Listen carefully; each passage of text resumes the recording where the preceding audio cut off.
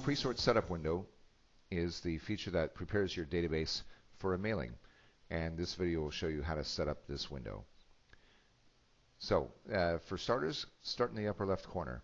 In the piece setup area, click on your class of mail, click on your status, profit or non-profit. And for the piece size, I recommend clicking on the calculator icon. So I'll click on this, and here is where I will enter my dimensions of my mail piece. And when you enter your dimensions, you'll want to enter it for one mail piece. Don't enter it for 10. So in this case, I'm going to type in my height. I'll type in the length of my piece. Remember, for flats, the length of your piece is going to be the longest edge. It won't matter. The address orientation doesn't matter. I'll enter the thickness of my piece. That's fine, and the weight of my piece. And I can enter the weight in ounces, or I can enter it in pounds. And then press OK. And now my dimensions are entered, and now I'm ready to move on. The items, or the choices you make in this mail piece size calculator affect the type of container your mail will go into and how many pieces will go into that container. In the case of letters, right now with 4.6 as the height, AccuZip 6 automatically chose an EMM tray, and then based on the fact that it's choosing an EMM tray, along with this thickness, it determined how many pieces can fit into a 2-foot tray, a 2-foot EMM tray. Now if I change these dimensions a little bit, and then press OK, now it changes me to an MM tray and changes the minimum and maximum. This works the same way with flats. If you enter the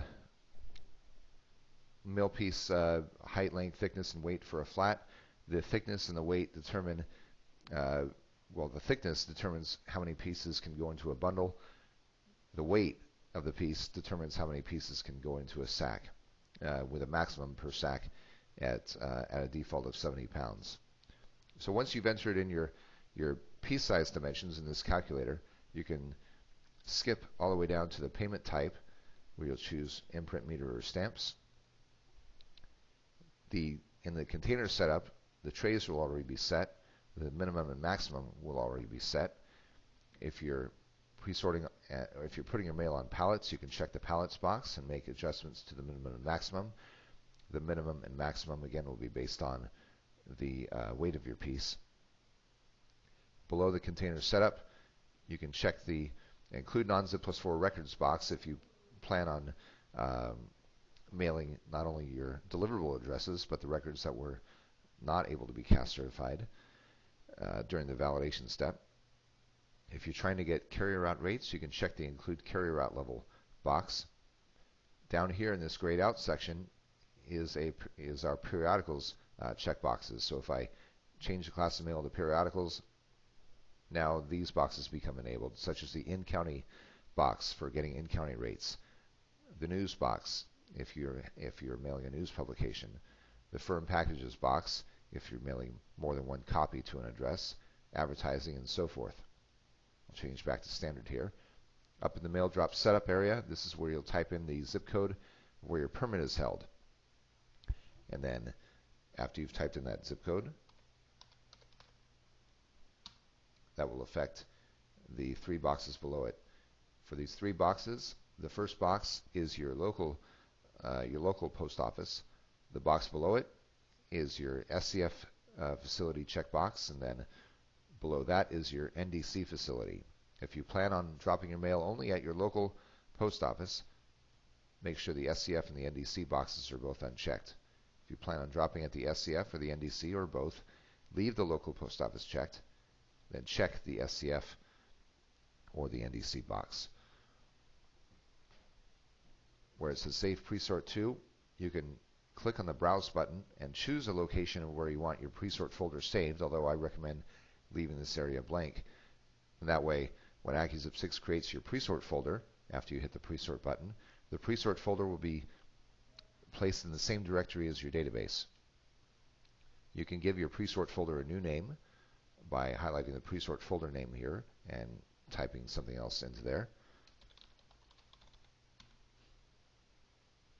For if you're submitting your paperwork electronically by uploading mail DAT files to Postal One, you can type in your own job ID, or you can check the Create Unique box, which will create a new job ID every time you presort, and it'll do that automatically. If you haven't already entered your mailer ID and service types into the Intelligent Mail Setup window in order to print the Intelligent Mail barcode, you can click on the Intelligent Mail Setup link, and that'll bring up a window that'll allow you to enter those items. And then when you're finished, click the Presort button.